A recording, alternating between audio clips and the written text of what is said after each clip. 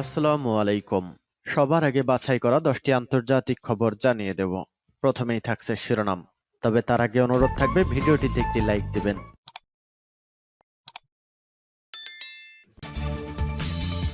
জানিয়ে দিব হাতে থাকা গুরুত্বপূর্ণ আপডেট আন্তর্জাতিক সংবাদ। প্রথমেই সংবাদ শিরোনাম। 500 কেজির ক্ষেপণাস্ত্র দিয়ে ইরানে হামলা করেছিল ইসরায়েল।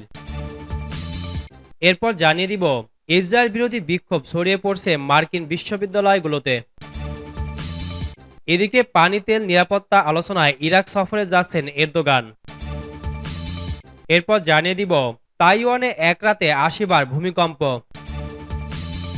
এবং সর্বশেষ জানিয়ে দিব বিশ্বব্যাপী সামরিক ব্যয় সর্বকালের সর্বোচ্চ। শুনছিলেন সংবাদ শিরোনাম, এখন বিস্তারিত। তবে অনুরোধ থাকবে ভিডিওতে একটি লাইক করে দিন এবং কমেন্ট করে জানিয়ে দিন আপনার মূল্যবান মতামত। 500 কেজির ক্ষেপণাস্ত্র দিয়ে ইরানে হামলা করেছিল ইসরায়েল। ইসরায়েল পাল্টাপাল্টি হামলার পর বিশ্বজুড়ে নতুন হিসাব নিকাশ চলছে। দুই দেশের শক্তি নিয়ে হচ্ছে বিশ্লেষণ। চেষ্টা চলছে কারা কি অস্ত্র ব্যবহার করে হামলা করেছে এবং সেই অস্ত্রের শক্তি বা কেমন। এবার জানা গেল ইসরায়েলের ভয়ঙ্কর এক ক্ষেপণাস্ত্রের নাম, যেটি ইরানে হামলায় ব্যবহার করা হয়েছে। দ্য টাইমস অফ ইসরায়েলের প্রতিবেদনে বলা হয়, ইরানে হামলায় ইসরায়েল অত্যাধুনিক র্যাম্পেজ ক্ষেপণাস্ত্র ব্যবহার করেছে। এটি শত্রু ঘাঁটিতে তাণ্ডব চালাতে সক্ষম। এই ক্ষেপণাস্ত্র ইসরায়েল ছুড়েছে বিমান থেকে। ইরানের কাছাকাছি একটি দেশ থেকে যুদ্ধবিমান থেকে ক্ষেপণাস্ত্রটি ছোড়া হয়। আকাশ থেকে ভূমিতে নিক্ষেপযোগ্য ক্ষেপণাস্ত্রটির ওজন 500 কেজি।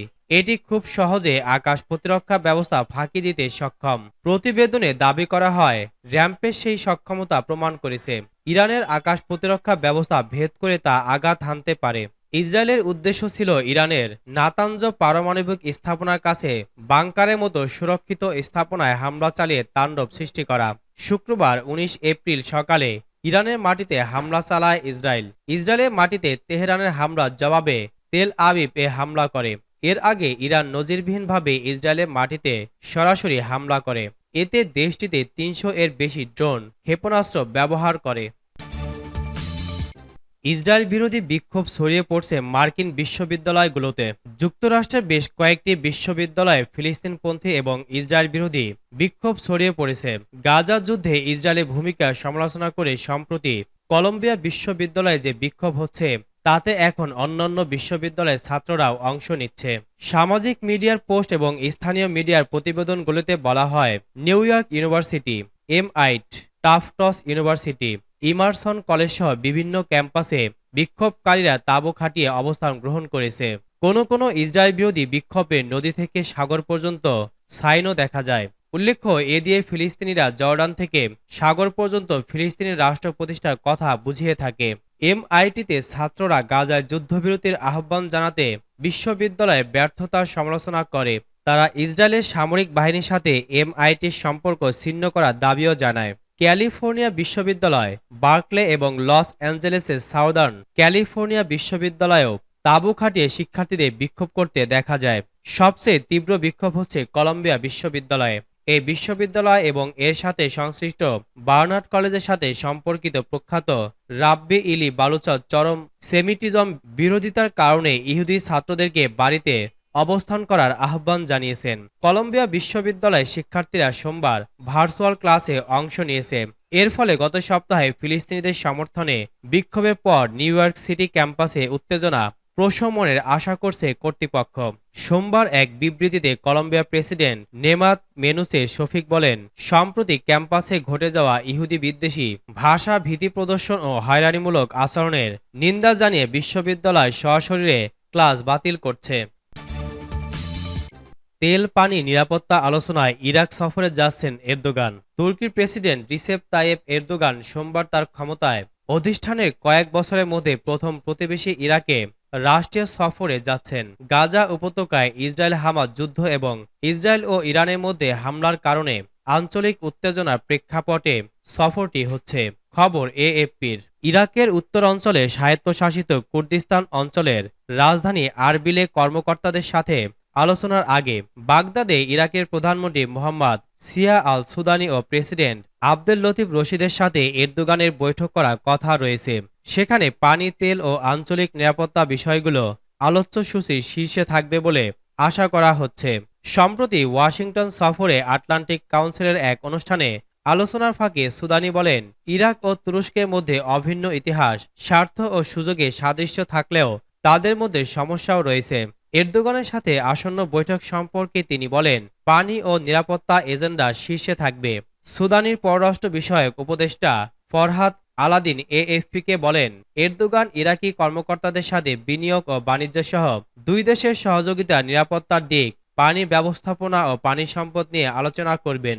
সফরের সময় বেশ কয়েকটি সমঝোতা স্মারক স্বাক্ষরের আশাবাদ ব্যক্ত করেন আলাদিন। তবে পানি সম্পদের ভাগাভাগি দেশ দুটির মধ্যে প্রধান বিরোধের বিষয়।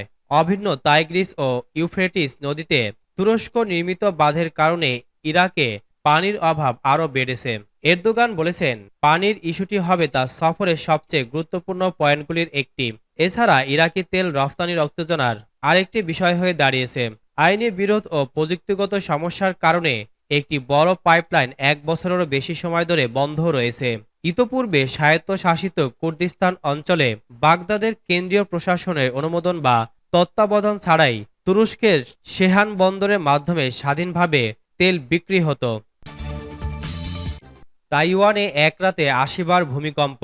তাইওয়ানে মাত্র এক রাতে ৮০ বারের বেশি ভূমিকম্প অনুভূত হয়েছে। এদের মধ্যে সবচেয়ে শক্তিশালী ভূমিকম্পটির মাত্রা ছিল ৬.৩।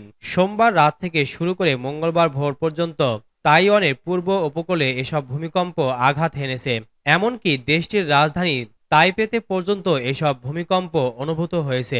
খবর রয়টার্সের। এবারের ভূমিকম্পগুলো হুয়ালিয়েনের বৃহত্তর গ্রামীণ এলাকায় বেশি অনুভূত হয়েছে।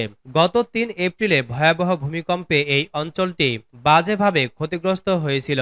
রয়টার্সের প্রতিবেদন অনুযায়ী সোমবার সারা রাতই থেমে থেমে ভূমিকম্প অনুভূত হয়েছে। এতে রাজধানী তাইপে সহ উত্তর পূর্ব ও পশ্চিম তাইওয়ানের বিস্তর এলাকা কেঁপে উঠেছে। হুয়ালিয়েনের ফায়ার সার্ভিস জানিয়েছে, এবারের কম্পনে একটি হোটেল একপাশ হেলে পড়েছে। এই হোটেলটি গত ৩ এপ্রিলে ভূমিকম্পে ব্যাপক ক্ষতিগ্রস্ত হয়েছিল। এরপর থেকে এটি বন্ধই ছিল। তবে এবারে ভূমিকম্পে তাইওয়ানে প্রাণহানি বা ক্ষয়ক্ষতির কোনো খবর এখনও পাওয়া যায়নি। দুটি টেকটনিক প্লেটের সংযোগ স্থলে অবস্থিত তাইওয়ান একটি ভূমিকম্পপ্রবণ দেশ। প্রায় নিয়মিত এখানে ভূমিকম্প আঘাত হানে। এর আগে গত ৩ এপ্রিল তাইওয়ানের পূর্ব উপকূলে ৭.২ মাত্রার শক্তিশালী ভূমিকম্প অনুভূত হয়। এই ভূমিকম্পে ১৪ জন নিহত হয়। এছাড়া শক্তিশালী এই ভূমিকম্পের পর ১,০০০-এর মতো আফটার শকের ঘটনা ঘটেছে। তার আগে সবশেষ ১৯৯৯ সালে সেখানে ৭.৬ মাত্রার ভূমিকম্প আঘাত হেনেছিল। ওই ভূমিকম্পে প্রায় ২,৪০০ মানুষ মারা যান।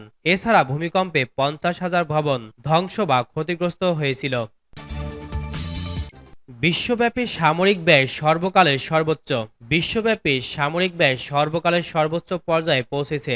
জানা গেছে, গত বছর সারা বিশ্বে সামরিক ব্যয় ছিল $২.৪ ট্রিলিয়ন। সোমবার শান্তি প্রতিষ্ঠায় নিবেদিত আন্তর্জাতিক সংগঠন Stockholm international piece research institute SIPRI এক প্রতিবেদনে এ তথ্য প্রকাশ করেছে। সংগঠনটি ১৯৪৯ সাল থেকে সামরিক ব্যয় নিরীক্ষণ করছে। সংস্থাটির বার্ষিক প্রতিবেদনে দেখা গেছে, ২০২৩ সালে এই ব্যয় বৈশ্বিক মোট দেশজ উৎপাদনের জিডিপি ২.৩% হয়ে গেছে, যা আগের বছর ২০২২ ছিল ২.২%। এর অর্থ হল পৃথিবীর প্রতিটি পুরুষ, নারী এবং শিশুকে গত বছর সামরিক ব্যয়ের জন্য গড়ে $৩০৬ কর আরোপ করা হয়েছিল। স্নায়ুযুদ্ধের পরে এটি সর্বোচ্চ হার। প্রতিবেদনে বলা হয়েছে, এই ব্যয় সব দেশে সমানভাবে বাড়েনি। মাত্র ডজনখানিক দেশে এই ব্যয় ভয়াবহ মাত্রায় বেড়েছে।